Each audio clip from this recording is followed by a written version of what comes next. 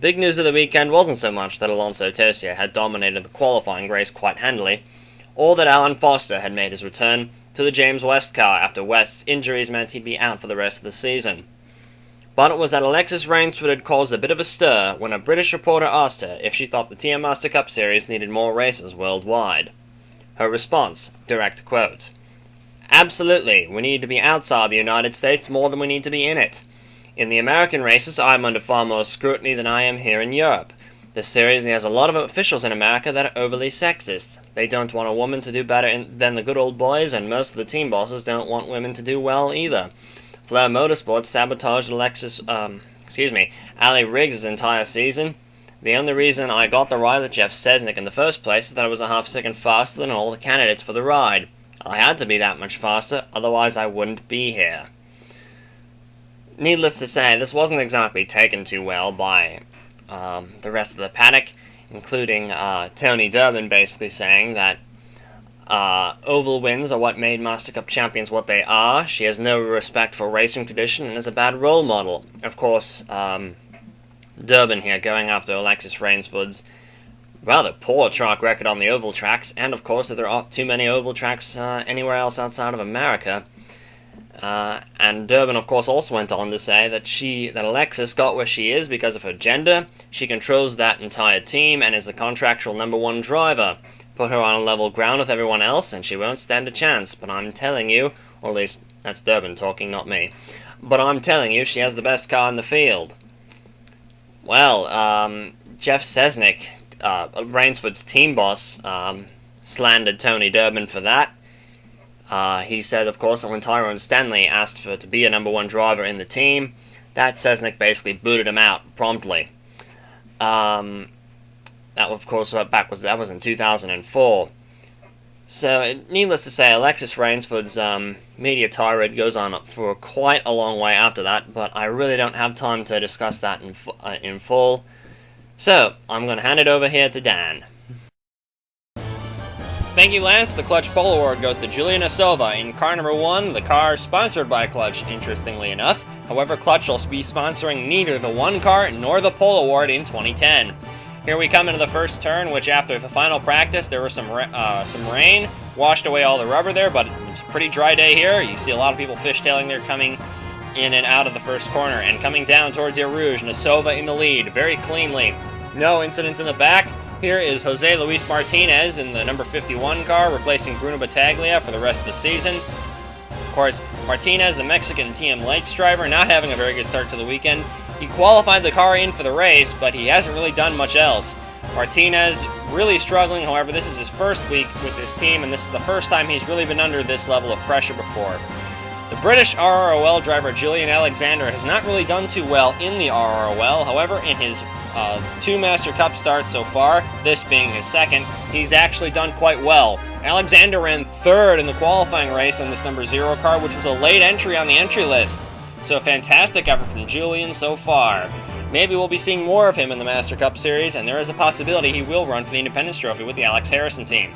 In car number 12 for the rest of the season will be Kyle Shmulewicz, the Israeli driver, in this 12 car replacing Justin Brooks. He is the first Israeli to ever take the green flag for a Master Cup Series race, possibly opening the door for future Israeli involvement in motorsport. Shmulewicz having a very anonymous week so far, and nobody really seemed to be taking notice of him. Here we are back up front. Alexis Rainsford almost wrecks a 27 car coming out of the first corner. Danny Saab in 3rd, Leonid Roderick in 4th, and Drew Eisenman a very strong 5th. And, however, that was not the only problems we had, because we had some big trouble on the first corner on lap 2. If people weren't taking notice of Kyle Shmulewicz, they certainly were now. Big stack up in turn 1, and Shmulewicz just piles in to the back end of Ethan Everett's 21 car. Apparently a bit of a brain explosion, because he did not use his brake pedal at all, and the rookie hammers into the back of another rookie, and that's going to take Kyle Shmulewicz out of the race, along with Scott Bates in the 88 car, and Brian Sendak in the 40. Here's the aerial view of that stack up. Looks like Bates kind of brakes a little too late, but Shmulewicz just hammers into the back end of Everett's car.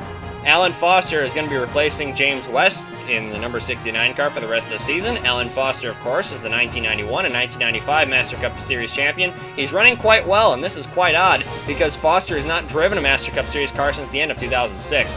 Brian Sendak is trying to park the number 40 car. There's too much damage for him to continue on, but he's on the outside of Ethan Everett, Everett dives into the pits, and Sendak really missed the pit lane entrance. Julia Nasova back up front, pulling away from the rest of the field. Her prior knowledge of this track paying off. Of course, Nasova, former Formula A driver for 2 seasons with Danza when they were powered by Colton Morel engines. Of course, Nasova split from Danza after disputes inside the team. However, she didn't sever her ties with Colton Morel, which is what landed her in the Master Cup Series in the first place.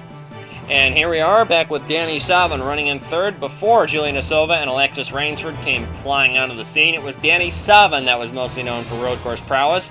In fact, the most common saying after Danny Savin would win pole after pole on road courses would be, who's going to finish second? Of course, Danny Savin and the Blitzkrieg Racing team have pretty much fallen off the radar ever since 2005. They haven't really performed that well as a whole. Here we are back up with Alan Hodges, or rather I should say back with Alan Hodges, because he's running 33rd. His teammate Scott Stoyler is running 32nd in what appears to be another very gutless performance from the Hodges-Walter Racing team. Mike Whitmore not running much better than Hodges and Stoyler.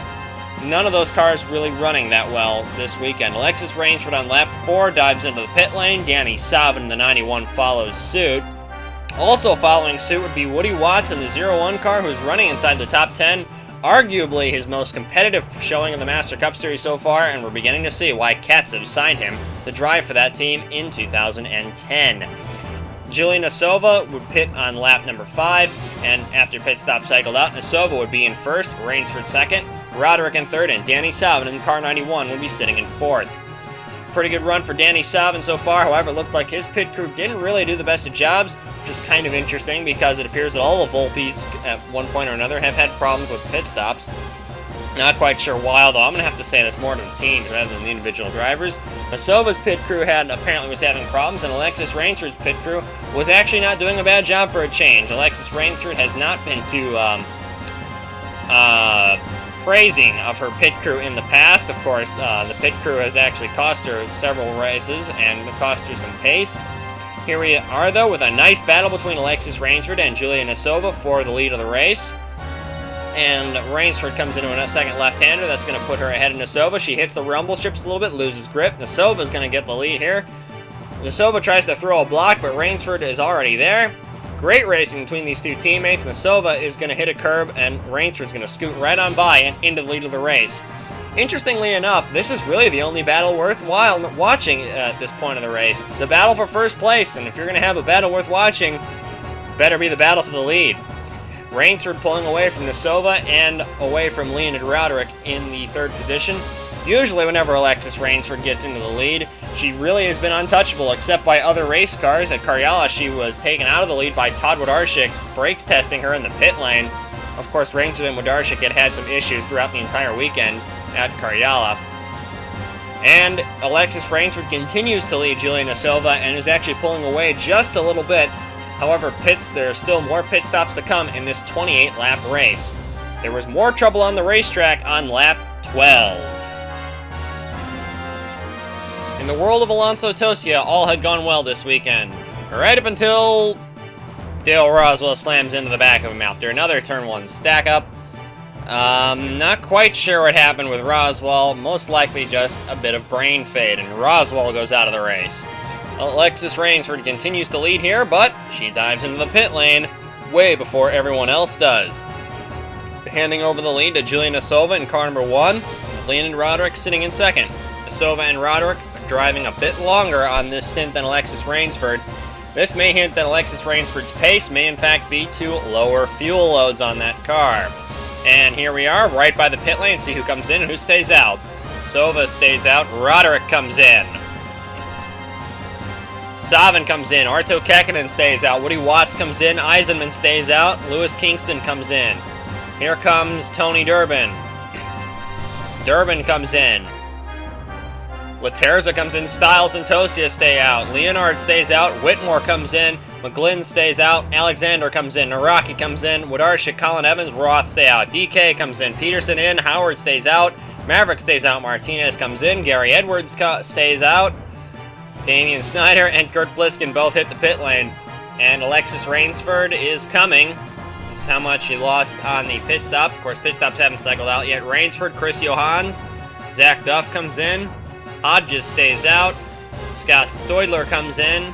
Chris Allen stays out. Still a couple more cars here. Rachel Rainsford comes in. Everett stays out. Keniston stays out, and so does Alan Foster. Of course, those two cars are off-cycle. When the pit stop cycled out, here's how the running order was. Roderick, Alexis Rainsford, and Juliana Silva.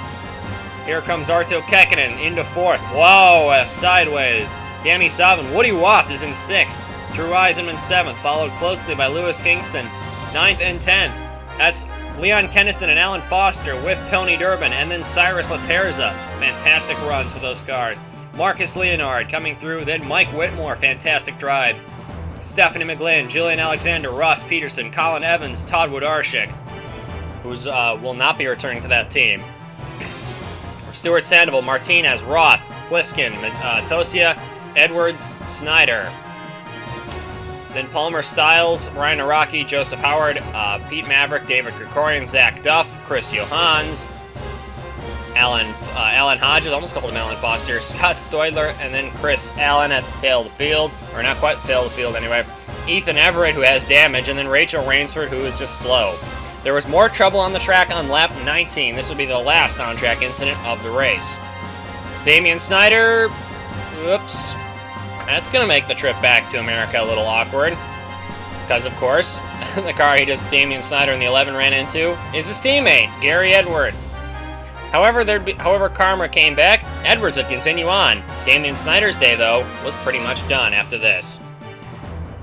And Damian Snyder, of course, will be leaving Team SAR USA at the end of the season. I don't think it takes much of a genius to figure out why after this. Here we are back with Tony Durbin and Alan Foster. Durbin is not known to be a very good road racer. However, in this past year, his road racing ability has really picked up. Tony Durbin, however, has really become one of the better road racers on the circuit. However, one thing that hasn't picked up is his luck, because Tony Durbin has been a bit unlucky this season. He's crashed out of several races, not of his own doing, but Durbin, again, showing his prowess on these road courses and showing that he is one of the best drivers in the field today. Durbin in car 33 will have the new SAR Eagle next season. Of course, the Tyrant model will be sort of retired. Of course, the Tyrant will still be fielded in Arla and in the TM Junior Series, but not in the Master Cup ranks. Leonid Roderick, Alexis Rainsford, and Juliana Silva having a pretty good battle up here for the front of the field, with just a couple laps to go. However, this would be right into Roderick's pit window, sort of breaking up that battle to the disappointment of the fans, because that was a pretty good battle for that lap. Roderick trying to hold off Alexis Rainsford and pulling off some vicious blocks, much to the crowd's enjoyment. Here's Arto Kekkonen sitting in 3rd. A great rookie season from the Finnish driver has actually put him in contention for the championship. So Arto Kekkonen, very, very much a championship contender at this point, and if he keeps running the way he is right now, he could very well be walking away with it in his very first run for it. Arto Kekkonen's pretty much sewn up Rookie of the Year. Now he just got to go for the driver's title, and that's what his goal is. Alexis Rainsford, Juliana Silva, and Arto Kekkonen 1st, 2nd, and 3rd. Again, though, kind of with Roderick, Alexis Rainsford would dive into the pit lane, leaving the Silva and Kekkonen to battle it out for the lead. Rainsford in car 27 would not be the only car to come into the pits. You may have seen a couple of other cars coming in the back. So, a couple of those being Cyrus Laterza and in the 74. However, Marcus Leonard in the 02 stays out. Laterza going with Alexis Rainsford's pit strategy. Of course, Laterza driving a 2008 model CM Nova. So Laterza doing a very good job in a car that may not necessarily be up to speed. Very good job for him, from Laterza. And here is Juliana Silva and Arto Kekkonen, 1st and 2nd with just a few laps to go. Kekkonen trying to keep up with Silva, doing everything he can to do so. Arto has had a great run so far this season. However, it does appear that Silva is just pulling away from him ever so slightly. Julia has not won a race since she won the Carrera Grand Prix in 2007 in her first try, which is something Arto Kekkonen also did in 2009. He won the Carrera GP. It was his 2nd try, actually, but he was running for Rookie of the Year. Silva and Kekkonen both pitted on the same lap, And here, when pit stop cycled out, Alexis Rainsford and Leonid Roddick were actually behind Woody Watts in the 01, whose pit crew had apparently done a great job. And this being the most competitive Watts has been all season, he's running in here for the top 5 finish. And here we are on the white flag lap. Sova in the lead. Arto Kekkonen is in second. Danny Savin in third. Roddick and Rainsford dispatch Woody Watts in the bus stop. Chicane near the front straight. Then Drew Eisenman and Lewis Kingston in 8th. And then here comes Tony Durbin in the 33 car in 9th. Marcus Leonard in 10th. Laterras in 11th. Leon Kennison in 12th and Alan Foster in 13th. 2 cars with damage. Mike Whitmore in 14th. Great drive from him. Then Peterson, Julian Alexander. And here comes the 30 car of Colin Evans. Another good drive from him. Todd Wodarczyk, Martinez, and then Sandoval Pliskin, Tosian, Araki, and Joseph Howard. Leaving Juliana Sova to run away and take home her first Master Cup Series victory since 2007. Fantastic drive for Julia. And we would, for the first time here, the Russian national anthem on the podium. Arto Kekkonen in second. Danny Savin in third, Leonid Roddick fourth, Alexis Rainsford fifth. Woody Watts, fantastic drive for that team. For him and that team. Drew Eisenman seventh, Lewis Kingston eighth, Tony Durbin ninth, and Woody Watts' teammate, Marcus Leonard, makes this arguably the most competitive we've seen James Dalton Racing and their 2 drivers this season. Fantastic runs for the both of them. And here are the top 10 in points leaving Spa. Alexis Rainsford has a 9-point gap over Leonid Roddick, a 12-point gap over Tony Durbin, and Arto Kekkonen has a 35-point deficit. However, we should note that Alan Hodges in 5th has 51 points, and Dale Rosell has a massive 93-point gap. And it really is beginning to look as if the top 5 drivers are the only ones that are going to be in contention for the Drivers' Championship this year. Kurt Pliskin in 7th, a fantastic run for him this season, far higher than he would expect. Lewis Kingston in 8th, Mike Whitmore still holding on to 9th, and then Damian Snyder rounding out the top 10. And here we go back to 11 through 20. Drew Eisenman is in 11th, Scott Stoidler sits 12th, Danny Savin 13th, Juliana Sova with her win jumps up to 14th, equal 13th with Savin. I don't know what the tiebreaker formula is, but it lists Sova below Savin for some reason. Gary Edwards 15th, Chris Johan 16th, Rachel Rainsford in 17th. Ross Peterson is 18th, jumping up there in his what we believe could be his last season ever in the Master Cup Series. Stuart Sandoval in 19th, and then Stephanie McGlynn holds on to 20th. These are the only drivers in contention for the TM Master Cup Series Drivers' Championship, the only drivers that can mathematically win it, because there are 62 points for one race, and with 3 races to go, anyone 186 points back and further is mathematically out. Stephanie McGlynn is just barely hanging on. That's all for this week in the TM Master Cup Series. I'll see you next time.